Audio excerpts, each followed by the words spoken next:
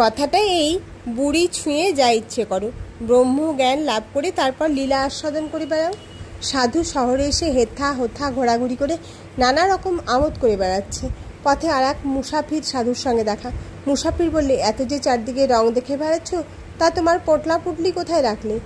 কেন, আগে বাসা ঠিক করলাম, তালা চাবি কিনলাম, পরে পটলা পুটলি ঘরের মধ্যে চাবি দিয়ে বন্ধ করলাম, বদ্ধ করে রেখে তবে আমোদ করতে বেরিয়েছি।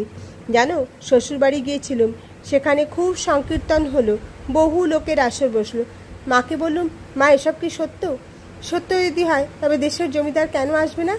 এসে গেল জমিদার, সেধে গায়ে পড়ে আদর করে কথা কইলে, ওরে হৃদু, একটা সুন্দরী ধরে নিয়ে আয়। হৃদয় তো অবাক, ওরে নিয়ে আয়, আমি পুজো করব। বুঝি মামির কথা মনে পড়ল হৃদয়ের, সেই তার পদ্মদল থেকে পাদপদ্ম পুজো করার কথা। কিন্তু কোথায় মামি? 14 বছরের একটা সুন্দরী সধবা কন্যা জোগাড় করলে হৃদয়, কোন বাড়ির বউ বা মেয়ে। কিন্তু রামকৃষ্ণ দেখলো সাক্ষাৎ ভগবতী। পূজা করলে, প্রণাম করলে, ওরে তোরা কেউ প্রণামীর টাকা এনে দে মাকে। তাতেও তৃপ্তি নেই রামকৃষ্ণের।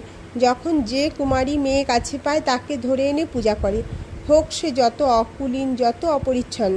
শুদ্ধাত্মা কুমারীতেই ভগবতীর বেশি প্রকাশ। রামলীলা দেখতে গেল রামকৃষ্ণ। যারা রামলক্ষণ সেজেছিল, হনুমান, বিভীষণ সেজেছিল, সবাইকে পুজো করতে বসলো। মনে হলো আসল নকলে ভেদ নেই, নারায়ণী এসব মানুষের রূপ ধরে রয়েছেন। বৈষ্ণবচরণও তাই বলতো নরলীলায় বিশ্বাস হলে তবেই পূর্ণ জ্ঞান হবে।